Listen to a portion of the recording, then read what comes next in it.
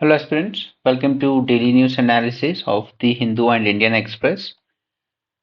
Today the date is 21 February, so let's get started. Now as you can see, the time is really running out. Alright, the February is almost about to go. Now you will very soon enter March and then April. That's all. These 60 days is all you have. Don't count those remaining days of May. Just don't count them, okay? Give your best in these 2 months. The only thing you need to do is just avoid reading too many sources. Okay, trust your newspaper, whatever notes you have made of past 7-8 months. And with my experience I can tell you कि UPSC जो consider करता है वो ये दिखता है कि बच्चे फरवरी और मार्च के टाइम पर न्यूज़पेपर्स को थोड़ा अवॉइड करना शुरू करते हैं और वो डिपेंड होने लगते हैं कोचिंग के जो कंपाइलेशन आते हैं उन पर। अगर 2023 के सोर्सेज देखने जाओगे ना क्वेश्चन के, तो मेजोरिटी क्वेश्चन के सोर्सेज आपको फरवरी और मार्च मंथ में से मिलते हैं। वो इंडियन एक्सप्रेस से हो सकते हैं, वो द हिंदू से हो सकते हैं, एंड मोस्ट इंपॉर्टेंटली वो पीआईबी से भी होते हैं और डाउन टू अर्थ से भी होते हैं। ठीक, जैसे मैं जो आपको एमसीक्यूज करा रहा हूँ अपने टेलीग्राम चैनल में, उसमें मैं डाउन टू अर्थ से भी क्वेश्चन सेलेक्ट करता हूँ और पीआईबी से भी। Alright, last year as many as 17 questions हमने पीआईबी से देखे थे। ओके, डाउन टू अर्थ से भी हमें 3 से 4 क्वेश्चन देखने को मिले थे, जो कि कोई बड़ी बात नहीं है कि अगर इसका वेटेज और ज्यादा बढ़ जाए तो। ऑलराइट, तो इन दोनों को इग्नोर नहीं करना है, अपनी प्रिपरेशन को स्मार्ट रखना। Don't rely too much on coaching compilations. You can read them, क्योंकि ऑब्वियस सी बात है वो मेंटल सेटिस्फेक्शन नहीं मिलता जब तक उस चीज़ को ना करें। हमेशा डर रहता है कि हमारी प्रिपरेशन पूरी है या नहीं, बट एटलीस्ट इन चीज़ों को इग्नोर मत करना, ठीक है। And most importantly international relations, पिछले 2 साल से हमें 17 से 18 क्वेश्चंस देखने को मिले हैं इनमें। ओके, और मोस्टली ये लोकेशन बेस्ड क्वेश्चन काफ़ी आए हैं, और या फिर कोई ना कोई ऑर्गेनाइजेशन जो न्यूज़ में रहे। लेकिन ये ऑर्गेनाइजेशन इस तरह के नहीं है जो कि बहुत hot favourite kind of topics हैं। नो, कहीं ना कहीं थोड़ा सा जो कम लाइट में रहे हो, जैसे आईयूसीएन कई रिपोर्ट पब्लिश करता है, उसी में से एक रिपोर्ट का नाम पूछ लिया गया था कि ये कौन सा ऑर्गेनाइजेशन पब्लिश करता है, राइट। तो हम लोग आईयूसीएन के बारे में बहुत पढ़ते हैं, ये अलग अलग स्टेटस देता है स्पीशीज को, हम वो भी पढ़ते हैं, लेकिन इसकी 4 रिपोर्ट आती हैं, उसके नाम हम लोग उतना ज्यादा ध्यान नहीं देते, जो कि अगेन न्यूज़पेपर से ही था लेकिन इन बिटवीन द लाइन से था। ऊपर न्यूज कुछ और हो सकती है, फलाना species, this species, that species, लेकिन अंदर जाकर के आईयूसीएन ने अपनी एक रिपोर्ट निकाली, और ये कोई फ्रंट की 2-3 लाइन में नहीं मिला था आपको, ठीक है, ये काफी नीचे जाके आर्टिकल में मेंशन था। राइट, सो प्लीज ये जो फरवरी और मार्च मंथ का न्यूज़पेपर है ना, इसको बहुत सीरियसली लेना। ये आपको रियलाइज होगा आफ्टर 70-80 डेज जब एग्जाम देकर आओगे कि ये 2 मंथ में यूपीएससी नो कि बच्चा इस वक्त कोचिंग की तरफ फेस करके खड़ा होगा, इसलिए वो इस मंथ से ज्यादा क्वेश्चन पूछता है। Okay, so keep your preparation limited. Okay, limited sources he refer करने, एंड जितना हो सके बार बार रिवाइज करना, बिकॉज रिग्रेट वहां नहीं होता जहां क्वेश्चन हमसे ना बनाओ। रिग्रेट वहां होता है जहां हमने उस चीज को पढ़ा तो था, लेकिन हम एग्जाम हॉल में एग्जैक्टली रिकॉल नहीं कर पाए उस चीज को, और वो होता है due to lack of revision. तो इस बात का ध्यान रखिएगा। ओके, चलिए, चंडीगढ़ के रिजल्ट के बारे में कहें तो वहां पर अब आम आदमी पार्टी का मेयर बन चुका है। अब देखिए, एक बात याद रखिएगा कि यहाँ पर आपकी जो म्युनिसिपल कॉर्पोरेशन है उसका टेन्योर तो 5 ईयर का होगा, वो अपनी जगह ठीक है, लेकिन जो मेयर की पोस्ट के लिए इलेक्ट करते हैं ना यहाँ पर काउंसलर्स, वो 1 ईयर के लिए करते हैं उसको। ओके, एंड फर्स्ट ईयर जो होता है एंड फोर्थ ईयर, ये रिजर्व होता है कि इसमें कोई विमेन विमेन ही मेयर बनेगी। ओके, ये पॉइंट्स याद रखिएगा। नेक्स्ट, यहाँ पर सुप्रीम कोर्ट ने एक्सप्रेस किया deep concern over horse trading, क्योंकि तीन आम आदमी पार्टी के काउंसलर्स ने बीजेपी ज्वाइन कर ली थी, और फिर ये बोला गया कि दोबारा इलेक्शन करा लेते हैं, बट सुप्रीम कोर्ट ने बहुत अच्छा फैसला लिया, कोई पुराने इलेक्शन नहीं होंगे, पुराने ही बैलेट लाइए, उन्हीं को काउंट करेंगे। और उसमें आम आदमी पार्टी का मेयर इलेक्ट हुआ था और वो आदमी जीत भी गया। एंड बेस्ट थिंग इज कि ये आदमी एक मामूली सफाई कर्मचारी था। ठीक है, सो दैट शोज कि अगर हमारी डेमोक्रेसी अच्छे से फंक्शन करे तो वो सबके लिए उसमें बहुत कुछ है। लेकिन अगर आप उस कॉन्स्टिट्यूशन को ही तोड़ने मरोड़ने पे लग जाओगे तो फिर जैसे राज्यसभा आज क्या बन गया, एक क्लब बन चुका है।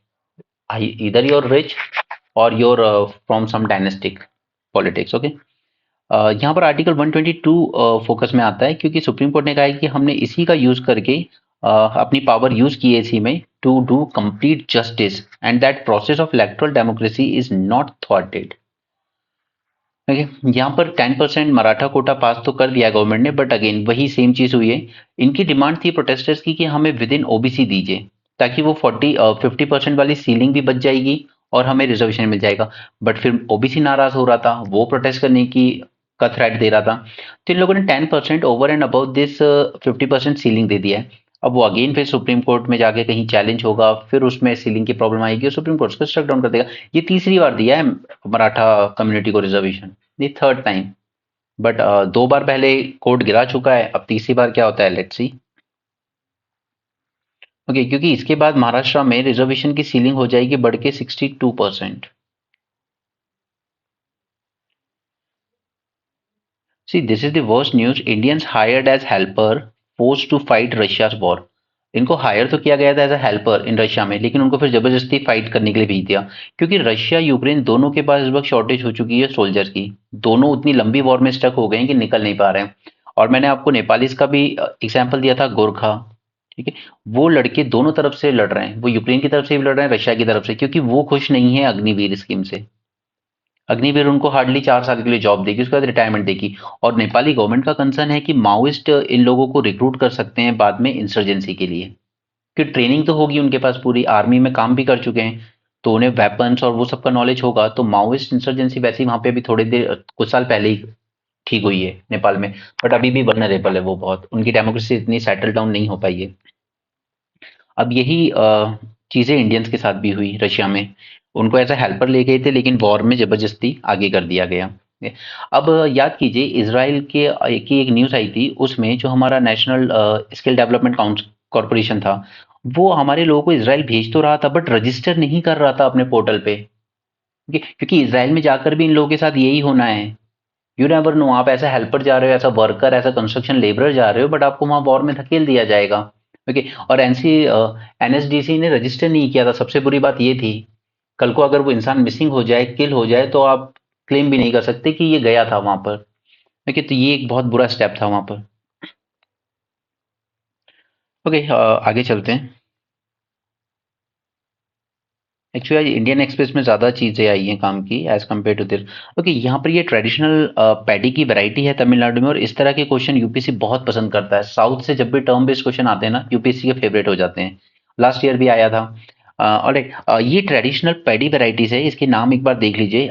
अरुवदम, कुरुवाई, ओके, पुनकर, थुयामल्ली, सिरागा सांबा, मपिलई सांबा, सिवन सांबा एंड करुप्पू कबूनी। इसमें से 3 नाम देकर पूछ लेगा ये क्या है, तो it is traditional variety of paddy. ठीक है, ये प्रोबेबल एमसीक्यू बनेगा आपके एग्जाम में, ध्यान रखिएगा।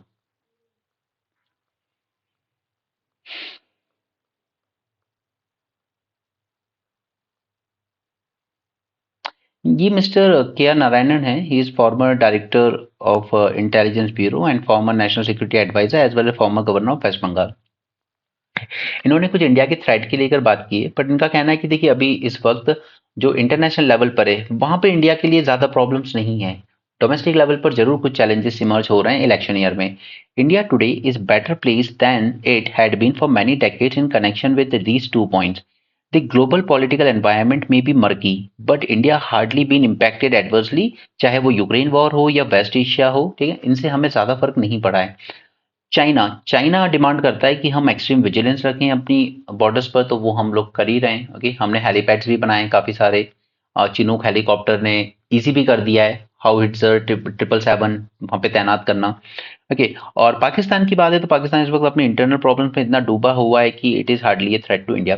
तो एक्सटर्नल फ्रंट पे इंडिया के लिए सिचुएशन उतनी बुरी नहीं है। डोमेस्टिक फ्रंट पे एक तो फार्मर का एजिटेशन पंजाब हरियाणा, दूसरा north east region remain very unsettled. ठीक है, एक तो मणिपुर में जो लड़ाई चल रही है वो अपनी जगह है, देन मिजोरम में जो कुकी चिन का माइग्रेशन हो रहा है, that is second thing, and third overall China, sorry Myanmar में जो हो रहा है, उसकी वजह से चाइना उन लोगों को यूज कर रहा है इंडिया के जो कनेक्टिविटी प्रोजेक्ट्स हैं उनको डिरेल करने के लिए। ओके, तो ये नॉर्थ ईस्ट रीजन की बातें हम बहुत बार कर चुके हैं, 2-3 पॉइंट्स वहां से आप ले सकते हैं। तीसरा, communal tension specially election year. Okay, ये बढ़ सकती है इलेक्शन ईयर में, खासकर बढ़ सकती है। And left wing extremist violence is at low app. तो लेफ्ट विंग एलडब्ल्यू नक्सलिज्म वगैरह को अच्छे से हैंडल किया है गवर्नमेंट ने, सिक्योरिटी एजेंसीज के थ्रू, इंटेलिजेंस के थ्रू, उनकी जो आर्म सप्लाई थी उनको इंटरसेप्ट करके। बट इलेक्शन टाइम में जब पूरी मशीनरी जैसे अब सीआरपीएफ वगैरह ये सब कहाँ लग जाएंगी, ये इलेक्शन ड्यूटी में लग जाएंगी। तो ऐसे टाइम पर ये वायलेंस बढ़ सकता है, ये रिवाइव कर जाते हैं लेफ्ट विंग एक्सट्रीमिज्म। याद कीजिए इलेक्शन का टाइम ही था जब छत्तीसगढ़ में काफी सारे कांग्रेस लीडर के काफिले पर अटैक हुआ था, ठीक है, और काफी सारे कांग्रेस लीडर वहां पे मारे गए थे। ओके, मैंने आपको यहाँ पर लेफ्ट विंग एक्सट्रीमिज्म, ओके, दूसरा इसराइल इसराइल अरब वॉर, उसकी पूरी हिस्ट्री किस तरीके से वो वर्क करती है, ठीक है, ये फार्मर्स का जो प्रोटेस्ट चल रहा है उससे रिलेटेड एमएसपी, राइट। और इसके अलावा हमने रेड सी में जो वेस्ट एशिया की सिचुएशन है, ठीक है? इन चारों इंपॉर्टेंट इशू जो अभी तक इस आर्टिकल में आए, इन चारों पे हमने मेंस 450 प्लस में सेशन किए हुए हैं ऑलरेडी, ठीक है। तो वहां से एक बार देख लोगे सारी चीजें समझ में आ जाएंगी, बार बार न्यूज़पेपर में टाइम वेस्ट करने की जरूरत नहीं है। ओके, ये चारों पे आपको मेंस 450 के लेक्चर मिल जाएंगे, आप प्ले लिस्ट में देखेंगे तो। एक डिवाइडेड नेशन की तरफ हम बढ़ रहे हैं, स्पेशली नॉर्थ साउथ कंटेक्स्ट। देख, एक तो देखिए फर्स्ट थिंग इसकी फिजिकल डोमेन में नॉर्थ साउथ डिवाइड क्लियर देखने को मिल रहा है।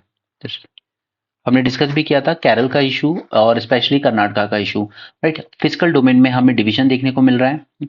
दूसरा डिलिमिटेशन लूम कर रहा है, 2026 आने वाला है और वहां तक फ्रीज कर दी गई थी लोकसभा की सीट, तो डिलिमिटेशन एक इशू बन के आ रहा है। और तीसरा वन नेशन वन इलेक्शन। ये तीनों साउथ के बहुत मेजर कंसर्न हैं।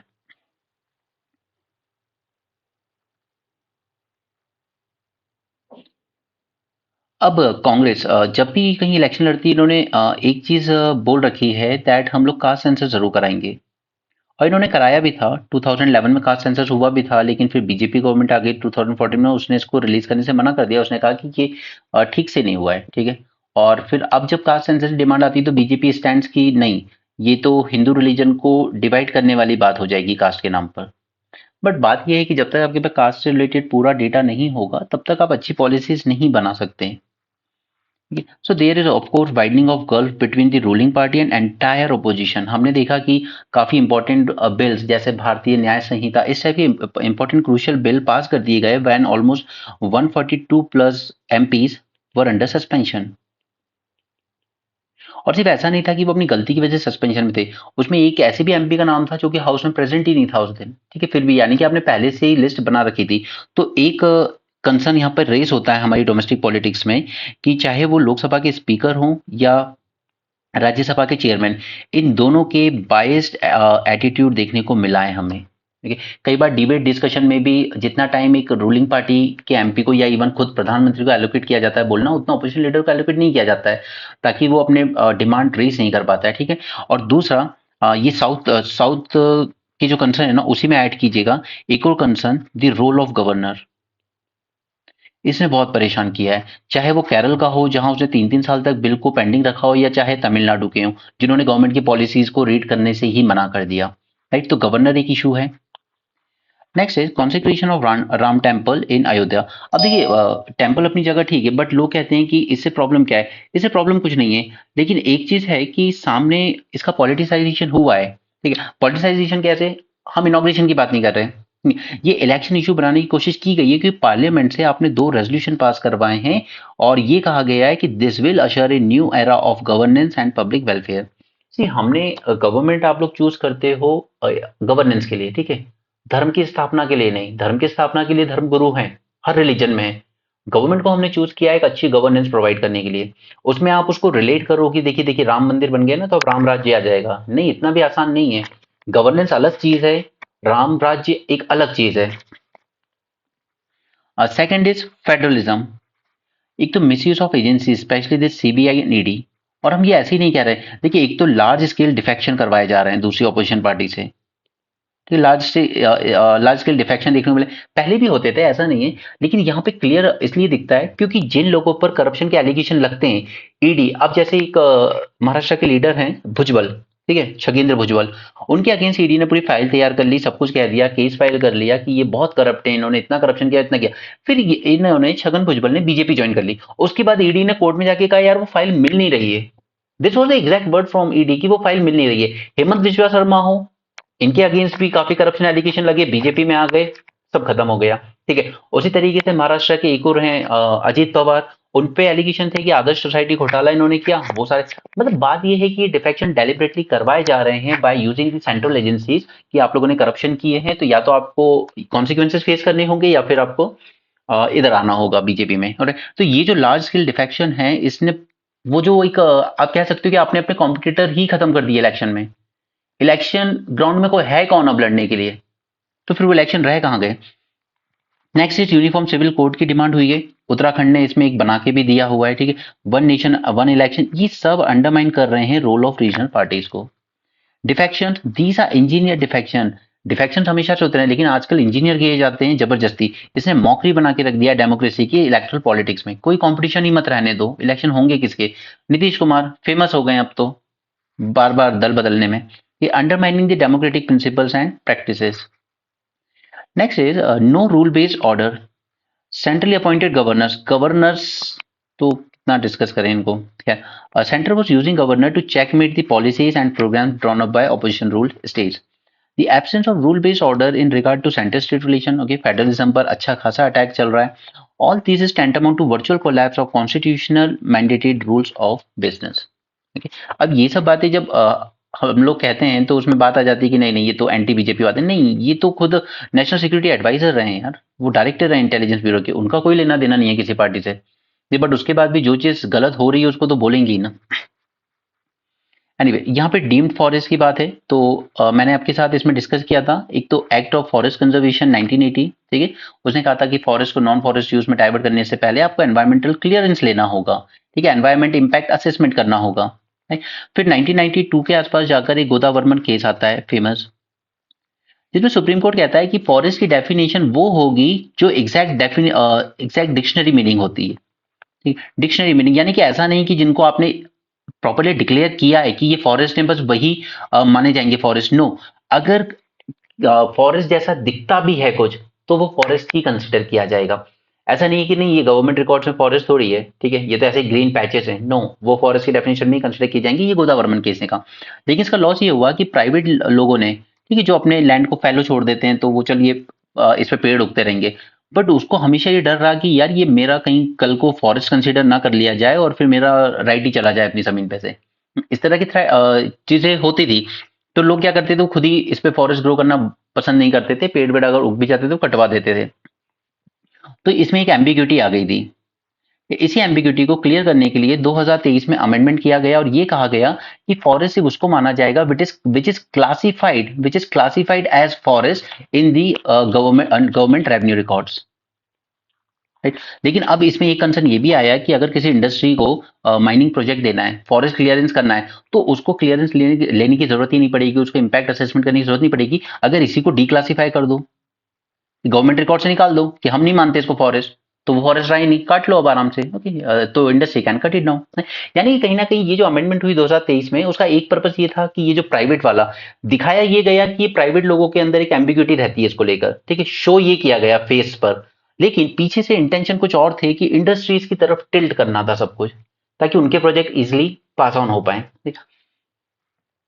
ओके, 1980 के एक्ट में अमेंडमेंट किया गया है, ठीक है। सेंटर ने कहा है कि around 4 million hectare forest land divert हुआ है फ्रॉम बिटवीन 51 टू 75, ठीक है। उसके बाद हालांकि थोड़ी सी स्लो डाउन हुआ है इसके डाइवर्शन में। गोदावर्मन केस में सुप्रीम कोर्ट ने कहा expanded it took an expanded view of forest rights worthy of protection. It also said that forests had to be protected irrespective of how they were classified and who owned them. ठीक है, चाहे आप classify किसी भी तरीके से कर दो या कोई भी उसका ओनर हो, प्राइवेट ओनर हो, गवर्नमेंट लैंड हो, डजंट मैटर, फॉरेस्ट को फॉरेस्ट ही कंसीडर किया जाएगा। This brought in the concept of deemed forest or tracts that were not officially classified as such in government or revenue records. Okay, states were asked to constitute an expert committee to identify such deemed forest. Now, there is a reluctance among private citizens to cultivate private plantation or orchards despite their significant ecological benefit for fear that they would be classified as forest. Okay, तो फिर हमें जो carbon sink बनाना था 2.5 to 3 billion, उसमें मदद नहीं मिलेगी। Net zero बनना है 2070 तक, वो नहीं हो पाएगा क्योंकि प्राइवेट लोग कोई भी कल्टीवेशन यहाँ करने को तैयार ही नहीं है, वो ऑर्चर्ड्स भी बनाने को तैयार नहीं है, वो प्लांटेशन लगाने को भी तैयार नहीं है, क्योंकि उनको फियर है। Okay, the rules have sought to remove deemed forest. अब ये जो रूल्स बन के आए 2023 में, उन्होंने क्या कहा, they have remove the deemed forest not already recorded as such from the ambit of protection. Okay, so this is an assault on ex ambition of forest protection. अभी इसको हम शायद इंडियन एक्सप्रेस में दोबारा आएगा या इसी में आगे आएगा, तब वापस डिस्कस करेंगे।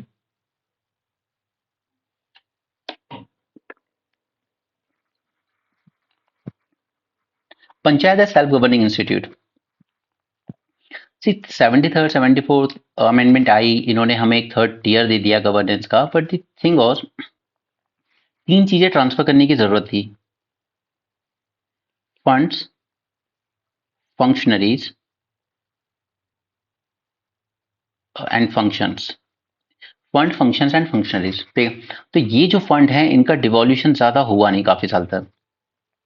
उसके बाद फाइनेंस कमीशन वगैरह बनने पर लगी, स्पेशली 13, 14, 15, इन लोगों ने बहुत ज्यादा ग्रांट इन लोगों को देना शुरू कर दिए, ठीक है। तो अब इनको टैक्सेशन पावर तो दी गई थी, ठीक है, लेकिन इन लोगों ने अपने टैक्सेशन पावर का ठीक से यूज किया नहीं, ठीक। मतलब इनका खुद का जो कलेक्शन होना चाहिए पंचायत का, वो और डिक्लाइन होता रहा और ग्रांट्स बढ़ते चले गए, ठीक। तो जब तक आपके पास खुद से नहीं आएगा टैक्स कलेक्शन के थ्रू पैसा, तब तक आप प्रॉपर प्लानिंग नहीं कर सकते। कई बार क्या होता है कि ऊपर जो ग्रांट आ रहा है फाइनेंस कमीशन से, वो टाई होके आता है कि ये सैनिटेशन पे खर्च होना है, ये रोड पे खर्च होना है, या एजुकेशन पे खर्च होना है, इस तरीके टाइट ग्रांट्स आते हैं। कई बार बहुत कम ही ऐसा होता है कि आपको अनटाइट ग्रांट्स भी दिए जाएं। Minister Panchayati Raj was constituted in 2004 to strengthen the rural local government. The commitment of the state government towards decentralization has been vital in making Panchayati Raj institution an effective local governance mechanism at the grassroots level. Now see, this is the point. Panchayat earn only 1% of the revenue through taxes. Okay, और बाकी का कहाँ से आता है? Grants के through, central और state से। और इसमें भी 80% रेवेन्यू जो आएगा, वो तो अकेले सेंटर से आता है और 15% आता है स्टेट से, क्योंकि स्टेट्स हमेशा रिलक्टेंट रही है। इन्होंने कभी जो थर्ड टीयर है उसको ज्यादा एम्पावर करना पसंद नहीं किया। अदरवाइज इनको लगता है सेंटर से ऊपर सीधे पैसा आएगा, नीचे चला जाएगा, तो फिर हम स्टेट गवर्नमेंट बीच में क्या कर रहे हैं? ऊपर सेंटर है, नीचे लोकल बॉडीज हैं, ठीक है, अर्बन लोकल बॉडीज हैं, पंचायती राज इंस्टीट्यूशन, तो फिर हम कहाँ दिखाई देंगे? यहाँ छोटे से डॉट, ये बन जाएंगे स्टेट, ठीक है। तो ये इसलिए कभी इनको ज्यादा एम्पावरमेंट करना पसंद किया नहीं स्टेट गवर्नमेंट से। ये क्या क्या टैक्स कलेक्ट कर सकते हैं? प्रॉपर्टी टैक्स ले सकते हैं, sales on land revenue, surcharge on additional stamp duty, toll tax on profession, advertisement, user charges for water, sanitation, lightning. अब देखिए, आप ये सब ले तो सकते हो, बट क्या कोई पंचायत लेती है? नहीं लेती, लेती ही नहीं है। थोड़े से कुछ वोटर होते हैं, 500 600 समथिंग वोटर होते हैं गांव में, तो वो वैसे ही उनको नाराज करना पसंद नहीं करता है कोई भी, जो भी पंचायत में बैठे होते हैं। Now, this includes the making decision regarding the tax and non-tax basis, determining their rates, establishing provisions for periodic revision, defining exemption areas, and enacting tax management and enforcement law for collection. फालतू की बकवास है। क्या tax के अलावा non tax revenue भी होते हैं, जैसे फीस ले सकते हो, रेंट ले सकते हो, income from investment, sale and hire charges, receipts वगैरह। Okay. Rural business hub, innovative commercial venture, renewable energy projects, carbon credit, corporate social investment, ये सब कहने सुनने के लिए ठीक है, ये टैक्स रेवेन्यू हो गए, ये नॉन टैक्स रेवेन्यू सोर्सेज हो गए, बट ये एक विलेज में आप इमेजिन कर सकते हो, ये वो क्या फीस लेगा वहां पर? वहां पे कौन सा प्रोफेशनल होगा जो प्रोफेशन टैक्स देगा? ठीक है, वहां किस चीज का रेंट लोगे आप? पंचायत भवन होता है, उसमें कभी कभी कोई शादी या फंक्शन होता है, उसका थोड़ा बहुत रेंट मिल सकता है बस, राइट। कौन सी पंचायत ट्रैक्टर ट्रॉलीज या ऐसी चीजें रखती है कि चलो मैं रेंट पे दूंगा? No one. बट इसमें हमें कहीं ना कहीं मैंने आपसे पहले भी चीज डिस्कस की थी, हमें रिवर्ट करना चाहिए वो जो हम लोग रिजर्व टाइप की चीजें रखते थे, ठीक है। जैसे हमने कुछ सेक्टर रिजर्व रखते थे स्मॉल इंडस्ट्रीज के लिए, ठीक है। चाहे वो पिकल हो जाता है आपका, ठीक है, पापड़ हो जाता है, इस तरह की जैगरी हो जाती हैं। ये इस तरह की छोटी छोटी चीजें हम लोग पहले रिजर्व रखते थे, फिर हमने इनको ओपन कर दिया। अब इनमें आ गई बड़े बड़े ब्रांड्स, ओके, बड़े बड़े ब्रांड्स आ गए, पापड़ में, पिकल में, इवन नमकीन में। आई डोंट नो नमकीन को इंग्लिश में आपके इधर क्या बोलते हैं, ठीक है, स्नैक्स ही समझ लीजिए।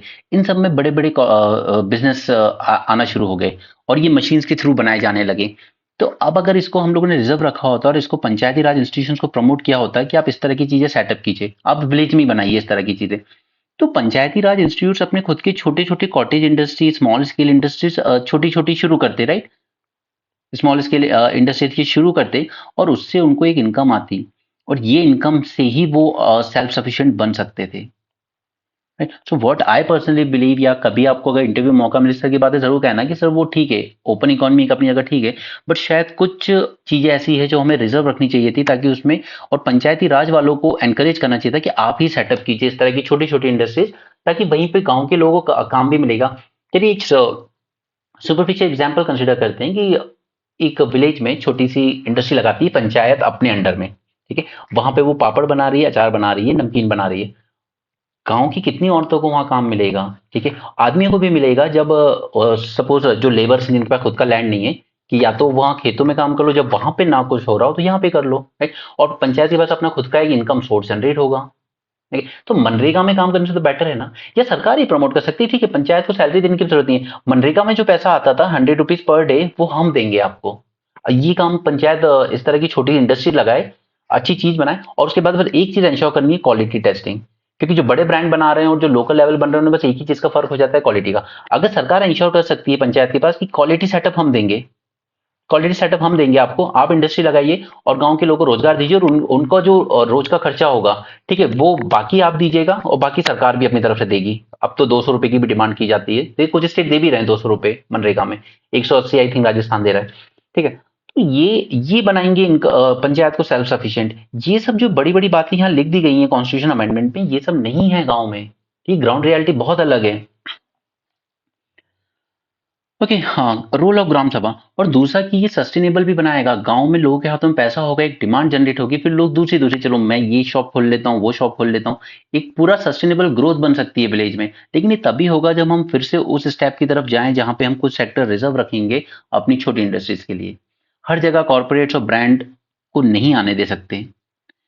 Gram Sabha has significant role in fostering self-sufficiency and sustainable development at the grassroots level by leveraging local resources for revenue generation. They can be engaged in planning, decision-making, implementation of revenue-generating initiatives, uh, which range from agriculture to tourism. They have the authority to impose taxes, fees, and levies. Through transparent financial management and inclusive participation, Gram Sabhas ensure accountability and foster community trust, ultimately empowering villages to become economically independent and resilient. Thus, Gram Sabha would need to promote entrepreneurship, ये entrepreneurship, लेकिन ये individual level से गांव के लड़के साहब कहोगे चलो तुम बिजनेस खोल लो, क्या खोलेगा यार, नहीं खोल पाएगा, ठीक है। And foster partnership with external stakeholders to enhance the effectiveness of revenue generation. हो सकता है गांव वाले उस लड़के के पास पैसा भी हो, लेकिन जब आप कुछ बनाओगे तब जाके हो सकता है वो ट्रांसपोर्ट का कुछ खोल ले, ठीक है, वो एक छोटा सा ट्रक ले ले ताकि शहर में उस चीज को डिलीवर कर पाए। ये चीजें तब शुरू होती हैं जब इनिशिएटिव पहले या तो पंचायत ले सरकार की मदद से, तब जाके चीजें आगे बढ़ेंगी। लेकिन सिर्फ ये ऐसी बड़ी बड़ी बातें कर ले देना कि विलेज एरियाज में एंटरप्रेन्योरशिप वो कर दो। अब ये है कौन जो लिख रहे हैं article, he senior consultant in ministry of Panchayati Raj. जब आप ज्यादा बड़े पद पे बैठे होते हो तो आप ग्राउंड रियलिटी से एकदम डिटैच होके रह जाते हो, और फिर आप बस बड़ी बड़ी बातें करते हो जो सुनने पढ़ने में बहुत अच्छी लगती है, पर ग्राउंड रियलिटी से इसका कोई लेना देना नहीं है। The gram panchayat lack the authority to collect taxes. इसके कई रीजंस हैं। पहला, increase in allocation of central finance commission grants panchayat are envisaging less interest in collection of this revenue sources, ठीक है, क्योंकि ग्रांट अब ज्यादा मिलने लगा है फाइनेंस कमीशन से, तो पंचायत अपनी तरफ से ज्यादा कोशिश नहीं करती कलेक्शन की, ठीक है। टैक्स कलेक्टेड कलेक्शन भी उनका डिमिनिश हुआ है, नॉन टैक्स कलेक्शन भी डिमिनिश हुआ है। They have depended more on grants allocated through centre and state finance, right. उसके बाद फ्री बी कल्चर को ये क्रिटिसाइज कर रहे हैं, कि उनको लगता है कि टैक्सेस इंपोज करेंगे तो हमारी पॉपुलैरिटी कम हो जाएगी, फिर इलेक्शन में दिक्कत होगी। There is need to educate elected representative and public on the significance of raising revenue to develop panchayat as self-governing institution. Okay, so we need dedicated efforts to all tiers of governance. Okay, but personally I feel कि in article में जो बातें लिखी हैं हवा हवाई बातें ज्यादा हैं, ग्राउंड रियलिटी से कोई लेना देना उसका है नहीं। बाय फार्मर प्रोटेस्टिंग अगेन, तो हमने इनकी 12 डिमांड्स पहले भी देखी है, हमने एमएसपी को लेके भी बातें की हैं कि एमएसपी बढ़ाने से आपको सिर्फ उसके बीच का जो डिफरेंस है, प्राइस डिफरेंस, वही पे करना है आपको, ठीक है। उसका खर्चा ज्यादा नहीं आएगा, हार्डली 24,000 करोड़ समथिंग आएगा, काफी कम है, जितना कॉर्पोरेट्स को आप माफ करते हो उससे तो काफी कम है। ओके, एमएसपी बढ़ाने से, और फिर जब एमएसपी बढ़ेगी तो लोगों के हाथ में पैसा जाएगा, ये पूरी की पूरी रूरल डिमांड बढ़ा सकता है, okay? और डिमांड पूरी की पूरी डिमांड बढ़ा सकता है। अब जब आप ऐसे मार्केट देश में डिमांड बढ़ाते हो जहां पे 1.4 बिलियन लोग हैं, ठीक है, मिलियन सॉरी, 1.4 मिलियन लोग, अगर इतने लोगों का मार्केट, आप 140 करोड़ का मार्केट अगर बूस्ट नहीं करोगे तो फिर कौन सा मार्केट बूस्ट करोगे? क्या एक्सपोर्ट पे फोकस, यूरोप में, यूएस में? नहीं। आप इनकी परचेसिंग पावर बढ़ा दीजिए और फिर देखिए कि आप कितनी डिमांड आती है। इंडस्ट्री सेक्टर से भी डिमांड आएंगी रूरल एरियाज में, ठीक है, सर्विस सेक्टर से भी डिमांड आएंगी रूरल एरियाज में, सब आएगा। तो एमएसपी की गारंटी देने के मल्टीपल बेनिफिट्स हैं। आप कह सकते हो कि ये पूरी एक इकोनॉमी को ट्रिगर कर देगा रूरल एरियाज की, और रूरल एरियाज में हमारी 70% पॉपुलेशन रहती है, राइट। उनकी अगर परचेसिंग पावर बढ़ाएंगे तो हमारी इकोनॉमी अपने आप तेजी से बढ़ेगी। देखिए हम लोगों ने हमेशा से वही राग अलापा है, एक्सपोर्ट बढ़ाने, एक्सपोर्ट बढ़ाने। ठीक है? उनको परचेसिंग पावर वहां ज्यादा दिखती है, यूरोप उनकी। No, this is right of maintenance. क्या राइट ऑफ मेंटेनेंस मिलना चाहिए एक डिवोर्स मुस्लिम विमेन को? इनके क्या, एक तो पर्सनल लॉस आ जाते हैं, और वो जो एक 1986 में एक लॉ इनेक्ट हुआ था वो आ जाता है। अभी क्योंकि मैटर सुप्रीम कोर्ट में, जब तक इसमें कोई फाइनल जजमेंट नहीं आता है तब तक जज नहीं करना है खुद को। ठीक है, सेक्शन 125 सीआरपीसी प्रोवाइड करता है the claim of maintenance under section 125 of criminal procedure code from farmer husband. ठीक है, तो यहाँ पर एक डिबेट चल रही है, कोर्ट में केस भी चल रहा है, whether secular laws should be given precedence over distinct personal law. तो यहाँ पर हम मुस्लिम लॉ को फेवर करें सादा, या फिर सेक्युलर लॉ को प्रोवाइड करें, ठीक है, जो कि सेक्शन 125 है हमारा क्रिमिनल प्रोसीजर कोड का। ठीक है, यहाँ पे मंथली अलाउंस देने की बात करता है ये एट द रेट, और रेट कौन डिसाइड करेगा? मैजिस्ट्रेट खुद। देखिए, लेकिन प्रोवाइडेड कि आपने डिवोर्स ले लिया हो और आपने रीमैरिज नहीं किया। ऐसा नहीं कि आपने, लड़की ने रीमैरिज कर ली है उसके बाद भी वो पुराने हस्बैंड से एलिमनी डिमांड कर, ऐसा नहीं होगा। ठीक है, एक्ट आया था 1986 में। On other hand is a religion specific law that provides procedure for Muslim women to claim maintenance during divorce। अब इसका सेक्शन 3 क्या कहता है? That only during the period of iddat. अब इद्दत क्या है? A period usually of 3 months which a woman must observe after death of her husband or divorce before she can remarry। ठीक है, 3 महीने तक आप मैरी नहीं करती, आपका डिवोर्स हुआ है तो उसके बाद 3 महीने एटलीस्ट आपको रुकना होगा, और उस 3 महीने में आपको मेंटेनेंस 3 महीने तक मिलेगा। ठीक है, ये सेक्शन 3 बोलता है। After the completion of the iddat period, a woman can approach first class magistrate for maintenance in case she has not remarried। उसके बाद आप अप्रोच कर सकते हो कोर्ट में। Constitution bench in Daniel Latifi versus Union of India case में इसने upheld किया constitution validity of 1986 act by extending the right of Muslim women to get maintenance till she remarriage. यानी कि इद्दत पीरियड यानी 3 महीने बाद भी उसको मेंटेनेंस मिलना जारी रहेगा as per this case judgement, अगर वो रीमैरिज नहीं कर रही है तब तक। ठीक है, जब मैरिज कर लेगी दोबारा किसी से तब बात खत्म हो जाएगी। इन 2009 Division Bench of Supreme Court reiterated a divorced Muslim woman's right to claim maintenance under Section 125 of CRPC as long as she did not remarry। ठीक है, तो अब फाइनल जजमेंट जो भी निकल के आएगा सुप्रीम कोर्ट का उसको तब डिस्कस करेंगे। ये बुक्स हैं अलग अलग, अगेन नॉट आवर कंसर्न, वो क्विज थे, आप खुद देख सकते हैं। क्योंकि बीजेपी एटलीस्ट बीजेपी तो चाहती है साइमल्टेनियस पोल हो, क्योंकि उसको पता है कि रीजनल पार्टीज डिसएडवांटेज पे रहेंगे इसमें, तो वो तो चाहती हैं। ओके, आगे चलते हैं। Police gear up for farmer march. अब इन्होंने कहा है कि आज हम लोग ये सारे बॉर्डर चेक पोस्ट वगैरह जो हैं इनको हटा देंगे, तोड़ देंगे और आगे बढ़ेंगे। अच्छा, पता है कल भी हमने न्यूज़पेपर एनालिसिस देखा, आज भी हमने देखा, लेकिन कहीं भी यूपी में इतना बड़ा प्रोटेस्ट कर रहे हैं बच्चे, क्योंकि उनका एग्जाम लगातार दूसरा पेपर लीक हुआ है। ठीक है, अभी कुछ दिन पहले ही एआर का पेपर लीक हुआ था, अब जाकर इनका कांस्टेबल का पेपर लीक हुआ है। ठीक है, बट ना मीडिया में कहीं है ना न्यूज़पेपर में कहीं है, सिर्फ आपको मिलेगा तो कहीं ट्विटर पे या सोशल मीडिया पे। बच्चे प्रोटेस्ट कर रहे हैं लखनऊ में, पूरे यूपी में परेशान है बच्चे, लेकिन कोई बात नहीं करनी स्टूडेंट्स की किसी को। उन्हें बात करनी है तो सिर्फ रिलीजन की, धर्म की, और यही सब चल रहा है।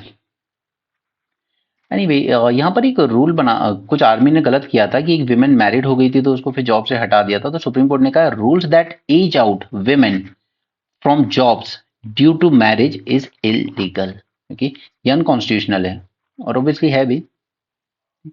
It amount to court's gender discrimination and is unconstitutional.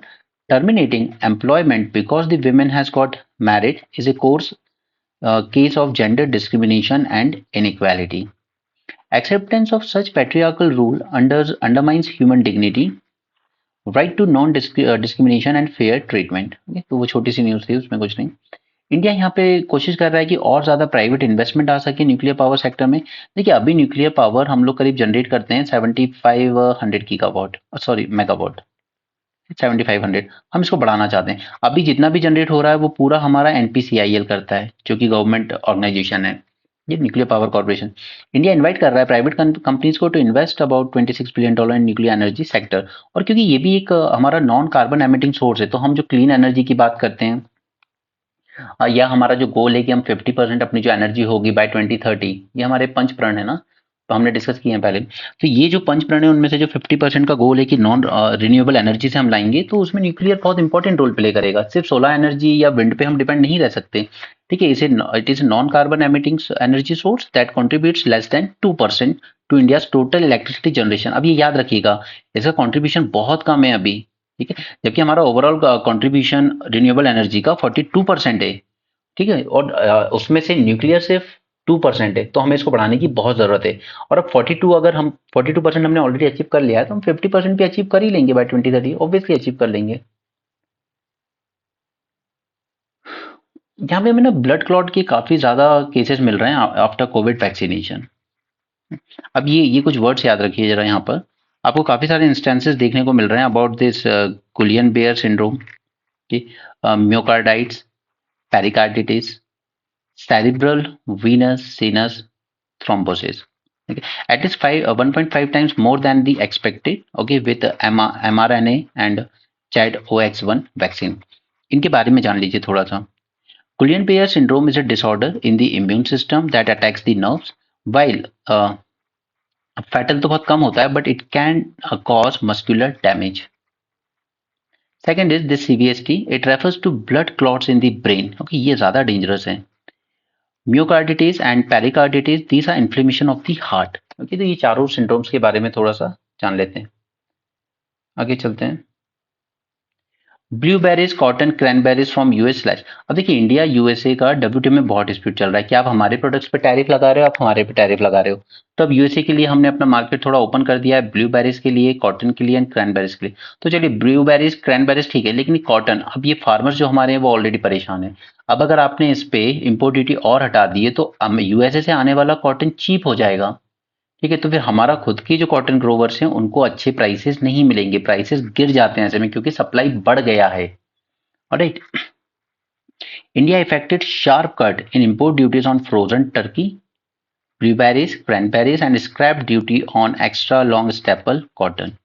Okay, making it easier for US exporters to tap the Indian market. The move which will make it easier for the producers to meet Indian consumers demand.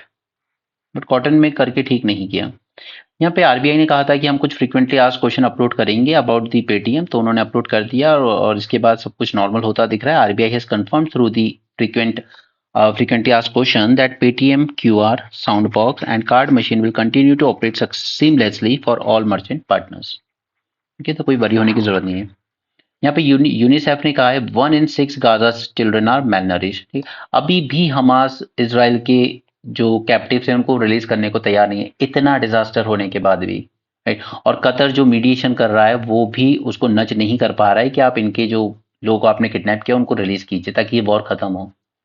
India Sri Lanka बात कर रहे हैं trade agreement की, लेकिन श्रीलंका में क्या है, जो वर्कर्स लॉबी है, जो वर्कर्स यूनियन है, ट्रेड यूनियन है, वो इसके अगेंस्ट है कि नहीं, इंडिया की चीजें ज्यादा आने लगेंगी तो हमें दिक्कत होगी।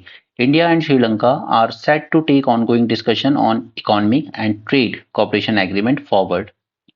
ओके, बट इसमें काफी रेजिस्टेंस देखने को मिल रहा है, stiff opposition from worker union and hard line Sinhala nationalist politicians who saw the agreement as favouring Indian interest predominantly while endangering Sri Lankan labor.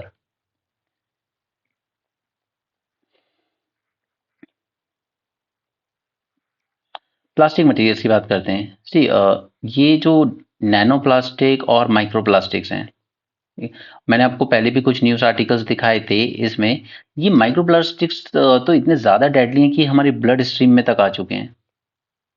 And please stop consuming that water bottle. Plastic वाली जो bottle होते हैं वो consume मत करो, उसमें पानी मत पियो, वो माइक्रो प्लास्टिक्स जा रहे हैं बॉडी में लोगों के।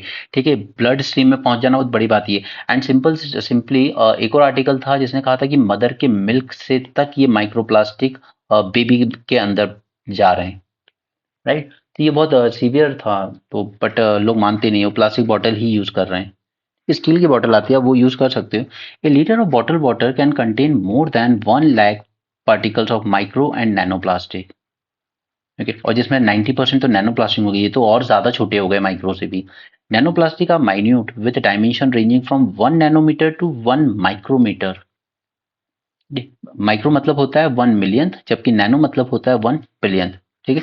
तो इस आर्टिकल में और कुछ काम का नहीं है, लेकिन ये बहुत डेडली चीज है। और पता है ये चीजें यहाँ तो ठीक है, लेकिन जब हम ये प्लास्टिक बॉटल इधर उधर थ्रो कर देते हैं, कई बार सी ओशियन सी वगैरह में बहुत सारी चली जाती हैं। तो ये माइक्रो प्लास्टिक फिश में भी मिल जाते हैं फिर। ठीक है, वहां जो एक्वेटिक लाइफ है उसमें भी है, फिश में जाके मिल जाएंगे, और फिर फिश अल्टीमेटली इंसान ही कंज्यूम करता है, तो वो एक और सोर्स बन जाता है ह्यूमन बॉडी के अंदर आने का। राइट, ऐसे कई आए। और ये माइक्रो प्लास्टिक्स में से जरा नाम देख लीजिए कौन कौन से प्लास्टिक्स मिलते हैं। Polyamide 66, polypropylene, polyethylene, polymethyl methacrylate and PVC, polystyrene, polyethylene terephthalate. ठीक है, PET and this one, and ये तीन आप जनरली सुनते हो। बाकी की एक बार नजर डाल लीजिए, यूपीएससी इस तरह क्वेश्चन पूछ लेता है कई बार आपसे। ओके, इंडियन एक्सप्रेस पे चलते हैं। आज इसमें हमें काफ़ी चीज़ें काम की मिलेंगी, तो ऑब्वियसली बात ये लेक्चर थोड़ा सा लेंदी हो जाएगा, और इसमें जो ऐसे टॉपिक्स होंगे जो अलग से करने होंगे वो किसी और दिन, जिस दिन न्यूज़ शॉर्ट होंगी ना, उस दिन हम लोग डिस्कस कर लेंगे, या फिर संडे को फिर अलग से कर लेंगे। बाकी मैं अपनी प्रीलिम्स रिवीजन सीरीज में तो वो सब कराऊंगा ही आपको।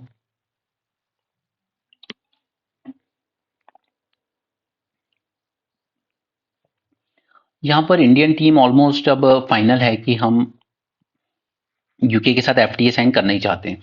इस पे मैंने आपको एफटीए 2.0 करके एक मेंस 450 प्लस में सेशन किया था, उसको एक बार जरूर देख लेना, क्योंकि वो बताता है कि हमने क्यों सारे एफटीए 2015 के आसपास एबॉलिश कर दिए, एक मॉडल लॉ लेकर आए, और उसके बेसिस पे अब हमने दोबारा से नेगोशिएशन करना शुरू करें। हमने यूएई के साथ साइन कर लिया, हमने ऑस्ट्रेलिया के साथ साइन कर लिया, लंदन यानी यूके के साथ भी ऑलमोस्ट होने ही वाला है। यूरोप के साथ हमारे नेगोशिएशन बहुत मीटिंग हो चुकी हैं, बट हम कुछ अभी तक अचीव नहीं कर पाए। कनाडा के साथ भी सॉल्व होने के करीब ही था, लेकिन फिर वो पन्नून वाला केस आ गया एंड रिलेशन थोड़े से नीचे चले गए। ओके, काम की न्यूज़ पे चलते हैं। इसमें आज कुछ अच्छे आर्टिकल्स हैं जो हमें डिस्कस करने चाहिए। G20 के टाइम हमने काफ़ी सारे इनिशिएटिव्स लॉन्च किए थे। ठीक है, हमने ऑलमोस्ट 200 से ज़्यादा मीटिंग की थी अलग अलग थीम पर। तो उसी में से एक चीज़ हुई थी हेल्थ पर। तो उसमें लॉन्च किया, एक मिशन था जो हमने प्लान किया था, उसको अब ऑफिशियली लॉन्च कर दिया गया है। That is global initiative on digital health. ये एक प्लेटफॉर्म का काम करेगा on sharing the knowledge and digital products among the countries. ये डेमोक्रेटाइज करेगा डिजिटल हेल्थ टेक्नोलॉजीज को, specially for global south.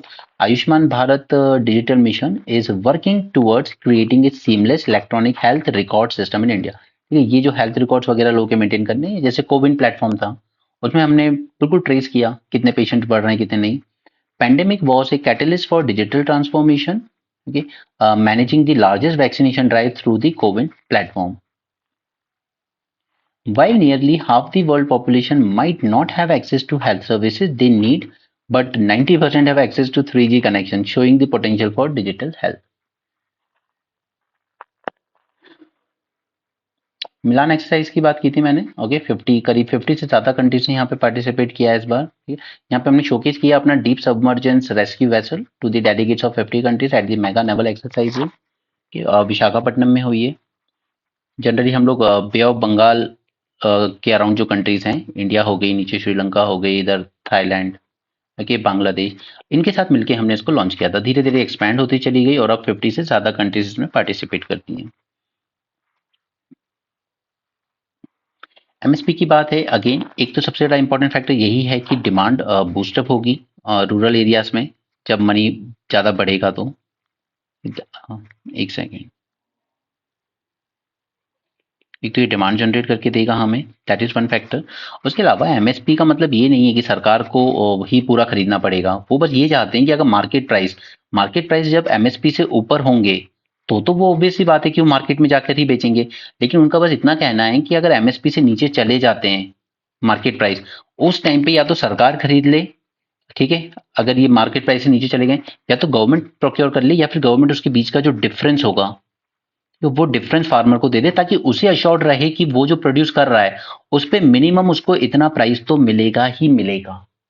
Right, जैसे मैंने आपको एग्जांपल दिया था कि अगर एमएसपी 2000 सेट की गई है किसी क्रॉप की, लेकिन इस वक्त मार्केट में डिमांड एंड सप्लाई की वजह से ट्रेडर्स आपको सिर्फ 1800 ऑफर कर रहे हैं, 1800, ठीक है।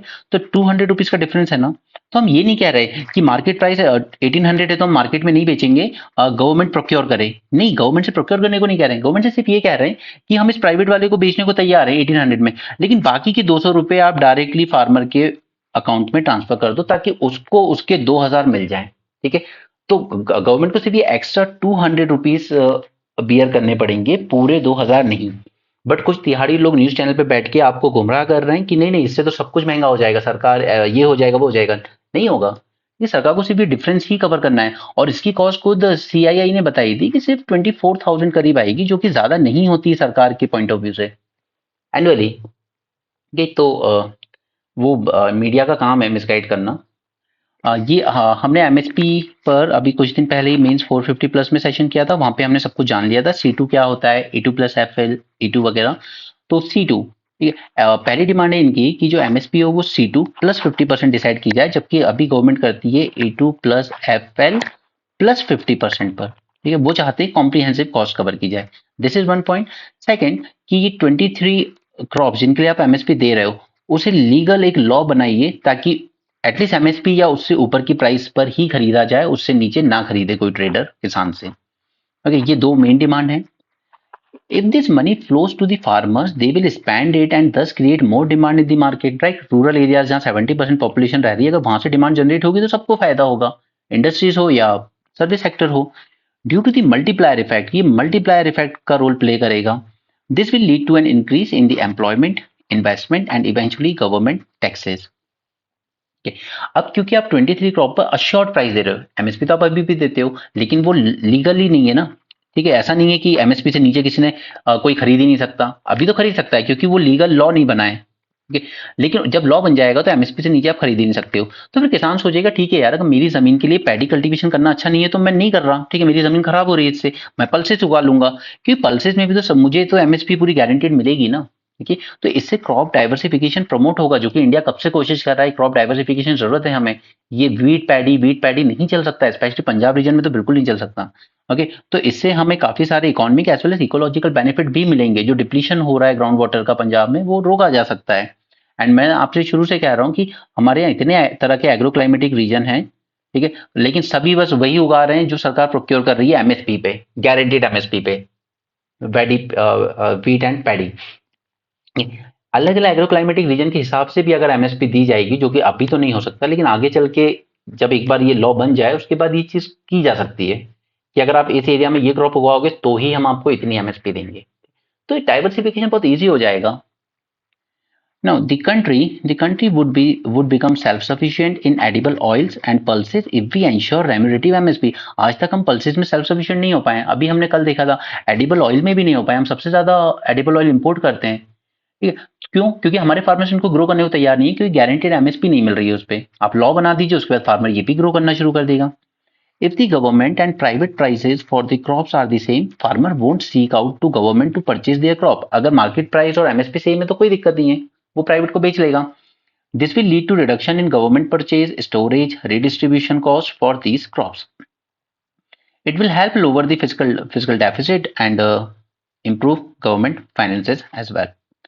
बट कुछ इकोनॉमिस्ट का कहना है कि अगर इसको लीगली एनफोर्स कर देंगे तो प्राइवेट सेक्टर खरीदेगा ही नहीं क्रॉप्स को, and all the produce will be bought by government. तो ऐसा नहीं है यार, शुगर केन पर भी आप एफआरपी देते हो, उसके बाद भी प्राइवेट मिल वाले खरीद रहे हैं ना, राइट। क्या आपने मिनिमम वेज लाने के बाद इंडस्ट्रीज ने लेबर्स को एम्प्लॉय करना बंद कर दिया क्या?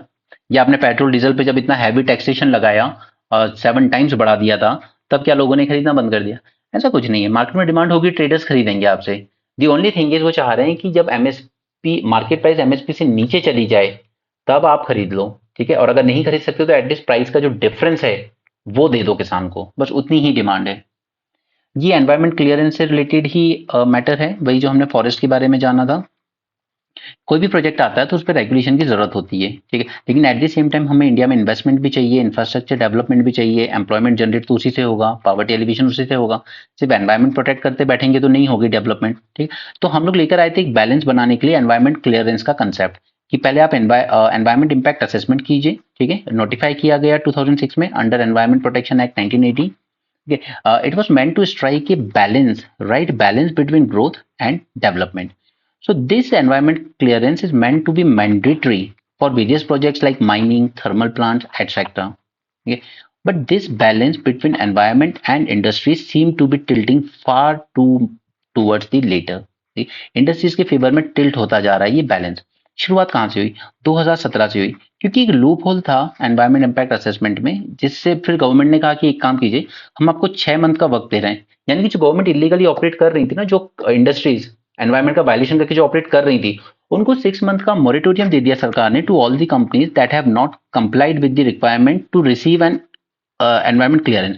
उनको 6 मंथ का वक्त दिया कि आप एनवायरमेंट क्लियरेंस अब ले लो। आपने भले ही इंडस्ट्री स्टार्ट कर ली, पहले लॉ का वायलेशन करते हुए स्टार्ट किया आपने, लेकिन अब जाके एनवायरमेंट क्लियरेंस ले लो, ठीक है। फिर इस वन टाइम विंडो को जो 6 मंथ में लेना था उसको इंडेफिनिट कर दिया, कि ठीक है लेते रहना, क्योंकि 21 में आते आते आपने उसको इंडेफिनिट कर दिया, तो उन्हें कोई दिक्कत ही नहीं है अब। फिर ये नोटिफिकेशन चैलेंज हुआ मैड्रास हाई कोर्ट के कोर्ट में, और वहां पर कोर्ट ने इसको स्टे कर दिया इस ऑर्डर को। अब स्टे जब किया मैड्रास हाई कोर्ट ने, तो सेंटर ने क्या इंटरप्रेट किया कि ये तो सिर्फ तमिलनाडु पे ही अप्लाई होगा, यानी कि वहीं पे जो इंडस्ट्रीज लोकेटेड है उन पे अप्लाई होगा, बाकी इंडिया पे नहीं होगा। इस तरीके से इंटरप्रेट किया। फिर जनवरी 24 में सुप्रीम कोर्ट ने भी स्टे कर दिया इस नोटिफिकेशन को, बट अभी भी फाइनल डिसीजन पेंडिंग है, ठीक है। बट ओवर 100 प्रोजेक्ट्स 2017 में जब ये मोरिटोरियम दिया गया, तब से लेके अब तक 7 साल में over 100 projects, coal, iron, bauxite mine, steel, iron factory, cement plant, limestone, quarries, ये सब they all got ex post facto environment clearance and diluted EIA। उन्होंने तो वायलेशन में स्टार्ट किया था, लॉ को वायलेट करते हुए, और आपने मोरिटोरियम दे दिया, उसके बाद फिर उसको इंडेफिनिटली एक्सटेंड कर दिया। उसके बाद आपने कहा कि वो हाई कोर्ट का तो हम मानेंगे नहीं, वो तो सिर्फ तमिलनाडु में अप्लाई होगा। फिर सुप्रीम कोर्ट ने आप जाकर स्टे किया, लेकिन फिर भी फाइनल प्रोजेक्ट अभी पेंडिंग है। लेकिन जो इंडस्ट्री 7 साल से चल रही है, आपको लगता है वो बंद होंगी? बिल्कुल नहीं होंगी, और ना ही उनको एनवायरमेंट क्लियरेंस से अब कोई मतलब है। अच्छा, ये यहाँ पे वर्ड आया है क्वेरिंग, माइनिंग एंड क्वेरिंग में, आई होप आपको फर्क पता हो। देखिए, जब हम सरफेस लेवल से ही कोई चीज कलेक्ट कर रहे हैं ना, कोई रिसोर्स, तो उसको कहते हैं क्वेरिंग। माइनिंग यानी कि जब हम लोग डिग कर रहे हैं जमीन में, ठीक है, डीप डिग कर रहे हैं, तो उसको माइनिंग कहते हैं, ठीक। तो माइनिंग एंड क्वेरिंग साथ में यूज होता है मोस्टली। नाउ, आप एनवायरमेंट इंपैक्ट असेसमेंट को वीकन कर रहे हो, आपने एनजीटी को भी वीक कर दिया। This is a matter of deep concern that needs to be address urgently.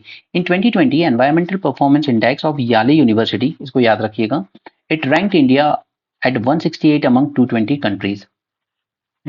यानी कि ये तो देख सकते हैं हम कि we don't see environment and development locked in inevitably zero sum game. So it is time to move environmentalism as development and development as environmentalism. No सी, ये जो पॉइंट है ना, ये बहुत अच्छा कंक्लूजन बनेगा आपके आंसर के लिए। इस पॉइंट को अपने नोट्स में रखिएगा, it will be a wonderful conclusion. And what we require for all this is to we require a robust policy and regulatory framework.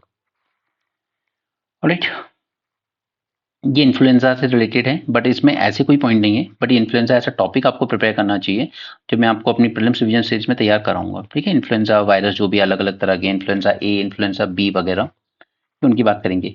यहाँ पर सरकार चाहे कितनी भी स्कीम्स चला लें, बट ये सच है कि घर खरीदना बहुत अनअफोर्डेबल है इंडिया में। उसके लिए हमने काफ़ी सारे रिफॉर्म्स भी किए रियल स्टेट में, जैसे रेरा एजेंसी हमने सेटअप की, हमने लैंड रिकॉर्ड्स का डिजिटाइजेशन वगैरह शुरू किया, ठीक है। ये सब भी हम डिस्कस करेंगे प्रीलिम्स में। बाकी यहाँ पर वो जो कह रहे हैं, इसमें ऐसा कुछ ज़्यादा काम की बात नहीं है। प्रधानमंत्री आवास योजना ग्रामीण चल रही है, उसमें 2 करोड़ हाउसेस और बनाएंगे, ठीक है। और जल्दी ही गवर्नमेंट एक और स्कीम लॉन्च करेगी for section of middle class living in rented house, ठीक है, मिडिल क्लास के लिए, तो ये अच्छी स्कीम होगी। या फिर चौल में जो रह रहे हैं, स्लम में जो रह रहे हैं, अनऑथराइज कॉलोनीज में, टू बाय और बिल्ड देयर ओन हाउसेज, ठीक है। तो ये 2 स्कीम्स याद रखिएगा, एक ग्रामीण के लिए और एक अर्बन एरियाज के पुअर लोगों के लिए। अब 2011 का सेंसस ना, दिस इज रियली पेनफुल कि हम 12 साल पुराना सेंसस रेफर करें, ठीक है। एज ए यूपीएससी एस्पिरेंट अब 12 साल पुराना डेटा रेफर करो, बहुत शेमफुल लगता है। Anyway, census data of 2011, 17% of all urban households in India live in slums. This situation is especially grave in India's bigger cities like greater Mumbai में 41% लोग slum में रहते हैं, 30% in Kolkata, 29% in Chennai, they live in slum.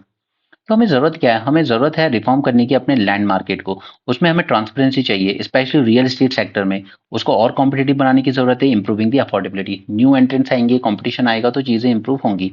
तो हमने reform किए हैं like RERA, digitisation of land record, but India still ranked with in the semi transparent. A key reason for this is lack of credible and rigorous land use planning and implementation. Land use planning हमारे यहाँ या तो किसी state ने की नहीं है, और अगर किसी ने की भी है तो कोई ज्यादा अच्छे से डिटेल में नहीं की है। राइट। बाकी सब फालतू की बातें हैं। ये 2 4 पॉइंट काम किए हैं, और ये आप प्रीलिम्स के लिए 2 पॉइंट जरूर तैयार कीजिएगा। इस पे क्वेश्चन आ सकता है रेरा वगैरह पर, वो सब मैं करवा दूंगा आपको। डब्ल्यूटीओ की 13 मिनिस्ट्रियल मीटिंग होने वाली है। राइट। और 12th मीटिंग जब हुई थी ना, तो 12th मीटिंग में क्या हुआ था, एक एग्रीमेंट साइन हुआ था ऑन फिशरीज सब्सिडीज। ठीक है, signed in 22 at 12th ministerial conference. But इसने कवर किया था सिर्फ illegal, unreported and unregulated fishing को एंड ओवरफिश स्टॉक। फिश का स्टॉक डिप्लीट होता जा रहा है वर्ल्ड ओवर, और उसका मेन रीजन है IIU, इलीगल, अनरिपोर्टेड, अनरेगुलेटेड। तो इसको लेकर एक एग्रीमेंट किया। अब 13th में डर ये है कि ये लोग एग्रीमेंट कर सकते हैं on small scale fishes also. ठीक है, जो कि हमारे यहाँ लाइवलीहुड का एक सोर्स है। अब आप ये सोचिए कि वर्ल्ड ओवर अगर ये फिश स्टॉक डिप्लीट हो रहा है, तो इसका रीजन क्या होगा मेनली? क्या ये जो स्मॉल फिशरमैन है, जो सस्टेनेबल लाइवलीहुड के लिए करते हैं, वो रीजन होंगे, या बड़े बड़े कॉर्पोरेशन जो हैं जो डीप ओशन फिशिंग करते हैं वो होंगे? राइट। तो यहाँ पर हमारे ये जो आउटफिट है, नेशनल फिशरमैन फोरम, इसने अभी जो 13 कॉन्फ्रेंस होने वाली है डब्ल्यूटीओ की आबू धाबी में, उसने एक रिटर्न लेटर लिखा है मिनिस्टर ऑफ कॉमर्स को कि प्लीज आप स्मॉल फिशरीज के फिशरमैन के इंटरेस्ट का ध्यान रखिएगा। ठीक है, आप डब्ल्यूटीओ को कोशिश कीजिएगा कि वो स्मॉल स्केल फिशिंग को बाहर ही रखें सब्सिडीज पे जो नेगोशिएशन होने वाले हैं उनसे। राइट, क्योंकि स्मॉल स्केल फिशरमैन इसके लिए रिस्पॉन्सिबल नहीं है। We India is the only country where small scale fishers fish in large number. We hardly have deep sea fishing. Over 70% of fishermen are below the poverty line. Okay, तो ये हमारे लिए एक livelihood का matter है। Fisherman are not responsible for decline in fish. Fish decline होने का और भी रीजन जो है, other than this commercial large scale fishing, industrial pollution, global warming and coastal degradation. तो हमें लाना चाहिए एक कोस्टल राइट बिल जैसा कुछ लाना चाहिए, जो प्रोटेक्ट करेगा interest of government goal in sustainability of fish stock, but percolates down to specific need. Right. यहाँ पर ग्रीस में भी प्रोटेस्ट चल रहा है फार्मर्स का, इंडिया में भी चल रहा है। आर्टिकल 142 हमने जान लिया था, वो वही है, complete justice and protect the sanctity of electoral democracy. ये इलेक्शन इंपॉर्टेंट क्यों था वो सब मैंने आपको बता दिया कि 5 ईयर का टर्म होता है म्युनिसिपल कॉर्पोरेशन का, बट मेयर इलेक्ट किया जाता है सिर्फ 1 ईयर के लिए।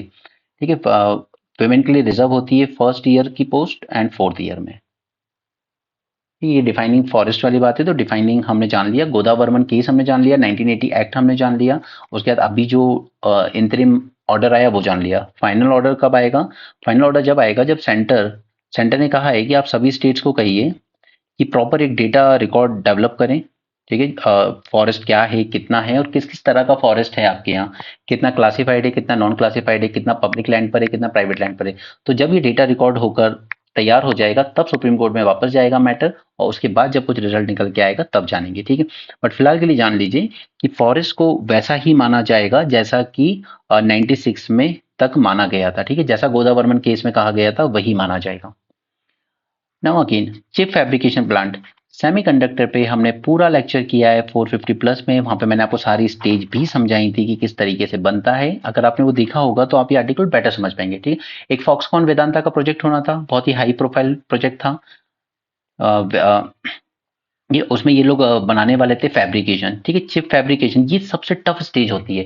इसके बाद असेंबली टेस्टिंग वगैरह वो सब अलग चीज है। ठीक है, वो बहुत इजी चीज होती है। तो ये फॉक्सकॉन वेदांता का प्रोजेक्ट कैंसिल हो गया। ठीक है, फिर इन्होंने कहा हम अकेले भी कर लेंगे अगर पार्टनरशिप में नहीं हो रहा तो। राइट नाउ, लेकिन अब कहीं एक उम्मीद जागी है कि Tata group and Israeli chip company that is Tower semiconductor, they have applied to set up a foundry in country, यानी कि fabrication lab.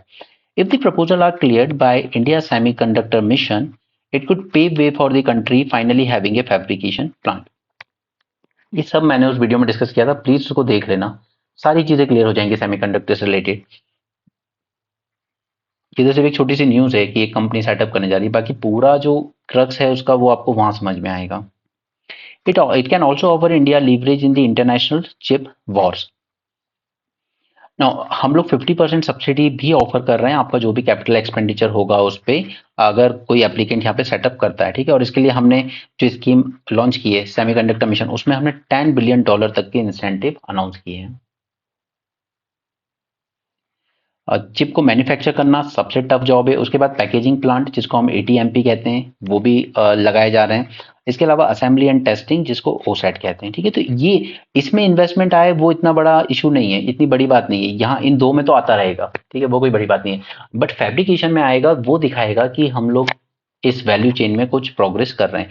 India chip designing में बहुत अच्छा है। इवन वर्ल्ड ओवर भी जो कंपनी डिजाइनिंग करती है उसमें सबसे ज्यादा इंडियन ओरिजिन के ही पीपल हैं। तो इस स्टेज पर तो हम लोग अच्छा कर चुके हैं, ठीक है। टेस्टिंग वगैरह फैसिलिटी असेंबली इसमें भी हम लोग अच्छे से आगे बढ़ रहे हैं, इन्वेस्टमेंट आ भी रहा है उसमें। माइक्रोन कंपनी ने एक टेस्टिंग असेंबली फैसिलिटी डेवलप की। प्रॉब्लम है इंडिया की फैब्रिकेशन में, कि फैब्रिकेशन में हम लोग नहीं कर पा रहे हैं। मैंने इससे रिलेटेड सारे चैलेंजेस बेनिफिट सब डिस्कस किया। मैन पावर चाहिए, electricity uninterrupted electricity, pure water supply चाहिए, वो सब चीजें हमने वहां डिस्कस की है। उस वीडियो को देखना ही चाहिए आपको। माइक्रोन टेक्नोलॉजी ने सेटअप किया है एटीएमपी, यानी कि ये असेंबली एंड टेस्टिंग वाला प्रोजेक्ट, राइट। और ये लोग जो बनाना जा रहे हैं टाटा एंड इसराइल मिलके, ठीक है, ये लोग बनाएंगे 65 नैनोमीटर, 40 नैनोमीटर, 28 नैनोमीटर चिप्स। जबकि वर्ल्ड की सबसे बेस्ट चिप्स बनती हैं आजकल 10 नैनोमीटर से कम की, जो कि यूएसए ने बैन भी किया था कि हम चाइना में इन्वेस्ट नहीं करने देंगे ऐसी कंपनीज को, ठीक है। ये ऐसी चिप्स हैं जो आपका पूरा आई 4.0 इंडस्ट्रियल 4 रेवोल्यूशन को लीड करेंगी। तो अमेरिका नहीं चाहता कि चाइना उससे आगे निकले इस चीज में। Okay, rest is just news, sports news. Okay, so that's it for this session and do join the prelims revision series, क्योंकि जो भी आपको क्वेश्चन मिलेंगे वो मोस्टली आपके न्यूज़पेपर से ही ट्रेस होंगे। और ये साल भर की नहीं, 2 से 3 साल तक की मेहनत होती है जो आपको तैयार करती है इस चीज़ के लिए। इट्स नॉट लाइक कि आप लास्ट में किसी कोचिंग की मैगजीन पढ़ लेंगे और 1 महीने में 2 महीने में तैयार हो जाएंगे। It's not going to happen like that. Okay, so do join the prelims revision series. That's it for this session. Thanks for joining. Have a great day and keep learning.